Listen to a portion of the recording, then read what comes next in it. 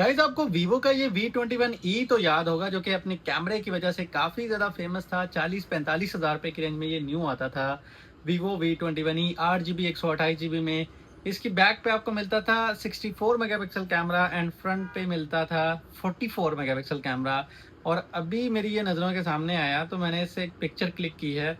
आप हैरान रह जाएंगे कि अभी के आने वाले जो फ़ोन्स हैं, ऑलमोस्ट लाख रुपए की रेंज के अंदर भी जो आने वाले फ़ोन्स हैं ना, वो इतनी ज़्यादा क्लियर सेल्फी रिजल्ट प्रोवाइड नहीं करते।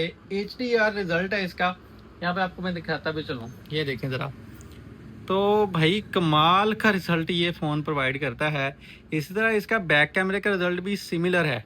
तो इस टाइम अगर इसकी मार्केट वैल्यू की बात करें तो तकरीबन 35-36 हज़ार या इससे थोड़ी सी ऊपर, बहुत अच्छी कंडीशन में हो तो 37-38 हज़ार रुपये में मार्केट से मिल जाता है 8GB 128GB के अंदर।